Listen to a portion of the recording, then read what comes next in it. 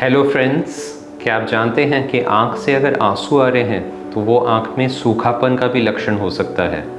अलग अलग सूखापन के जो टाइप्स होते हैं, सब में जो ड्रॉप्स कामयाब होते हैं वो हर एक के लिए डिफरेंट हैं। और अगर आपकी आँख में सूखापन है, ड्राइनेस है, कंप्यूटर्स देखने से या फिर वैसे भी अलग अलग टाइप के ड्राइनेस है, तो बहुत सारी ऐसी चीज़ें हैं जो हम घर पे कर सकते हैं, जो हम खुद से कर सकते हैं, जिससे हमारी ड्राइनेस में काफ़ी आराम आएगा। और क्या आप जानते हैं कि ड्राइनेस का ट्रीटमेंट सिर्फ आई ड्रॉप्स नहीं है, बहुत सारी और थेरेपीज़ हैं जो इसमें काफ़ी हेल्प करती हैं, खास करके उनमें जिनमें ड्रॉप डालने के बाद भी आराम नहीं आता है। इस सब को समझने के लिए मैं doctor Prashant Chaudhary, Aakash health care super speciality hospital new Delhi Dwarka में सीनियर कंसल्टेंट हूँ। हम आज चर्चा करेंगे ड्राई आई के बारे में। तो सबसे पहले ये समझना है कि जो हमारे आँख के आगे आंसू की लेयर होती है, पतली सी लेयर है, पर उसमें भी 3 लेयर्स हैं। सबसे नीचे है म्यूकस लेयर, फिर है पानी की लेयर और फिर है चिकनाई की लिपिड लेयर। तीनों लेयर्स का अपना अपना महत्व है और जब तीनों लेयर्स परफेक्टली काम कर रही हैं तभी हमारी आँखों में एक ग्लो होती है, एक शाइन होती है, विजन में क्लैरिटी होती है और आँख रिलैक्स रहती है। अगर तीनों में कोई भी डिस्टर्ब होती है लेयर तो उसको हम बोलते हैं ड्राई आई।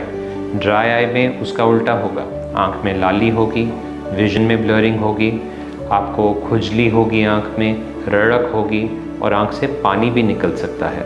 पानी क्यों निकल सकता है अगर सूखापन है तो? क्योंकि अगर सूखापन होता है तो जो कॉर्निया है, जो काली पुतली है, उस पर कुछ स्क्रैचेस बनते हैं जिससे नर्व्स एक्टिवेट होते हैं और फिर पानी आने लग जाता है। अब अलग अलग चीज़ों लोगों में अलग अलग टाइप के ड्राइनेस होते हैं। एक होता है कि आंसू कम बन रहे हैं, ये अक्सर देखा जाता है अगर ओल्ड वुमेन में, क्योंकि ओल्ड एज के साथ टीयर प्रोडक्शन कम होता है। खास करके अगर पोल्यूशन है, दिल्ली जैसी जगह में रहते हैं तो पोल्यूशन के कारण भी ड्राइनेस होगा, धुआं डस्ट पोल्यूशन से भी ये चीज़ होती है। और फीमेल्स में ज़्यादा होता है, खास करके पोस्ट मेनोपॉजल फीमेल्स में। फिर हम कोई भी दवा लेते हैं, शुगर की दवा, डिप्रेशन की दवा, हार्ट की दवा, बीपी की दवा, इन सब का भी इम्पैक्ट होता है और टीयर प्रोडक्शन को ये कम करते हैं। तो ये तो सबसे सिंपल तरीके का ड्राई आई है जिसमें आंसू कम बन रहे हैं। ये हम टेस्टिंग में मेजर करते हैं कि कितने मिलीमीटर बन रहे हैं।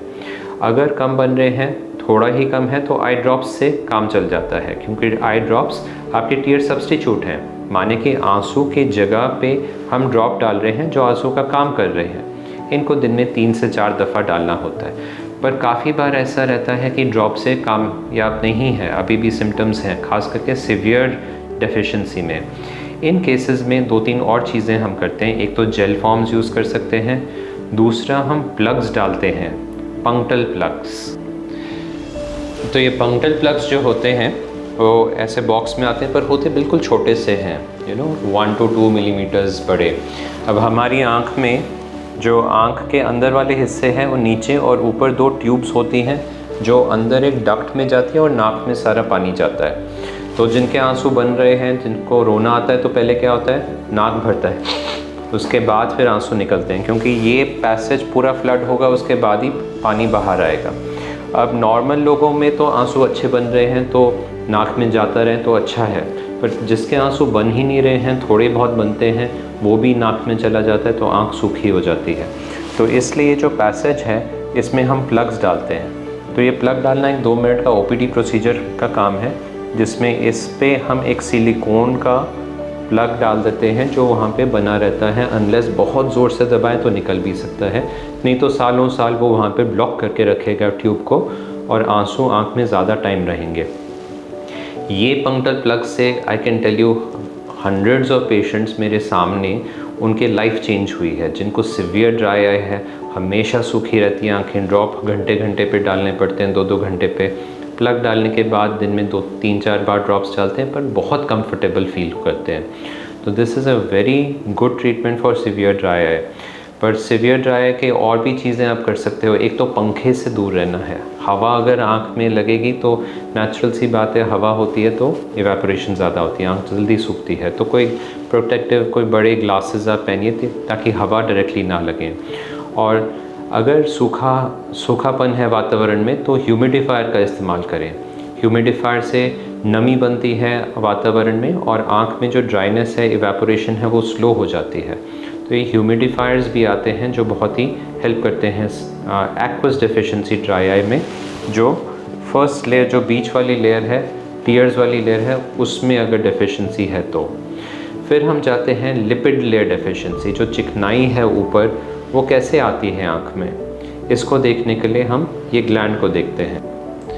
तो ये जो ग्लैंड्स होते हैं, ये हमारी आँख में ऊपर वाली पलक और नीचे वाली पलक दोनों में होते हैं और ये ऑयल प्रोड्यूस करते हैं। इनको बोलते हैं मीबोमियन ग्लैंड्स।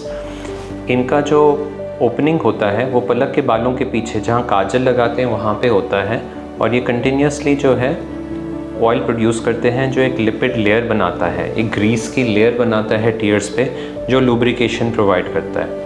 अगर ये लेयर में डिस्टर्बेंस हो, अगर ये तेल ठीक से बन ना रहा हो, अगर ये तेल के जो ओपनिंग है उसमें ब्लॉकेज हो, अगर ये तेल का कंसिस्टेंसी जो है पेस्ट जैसा बन गया हो, तो हमारा जो चिकनाई है वो नहीं रहेगा आँख में।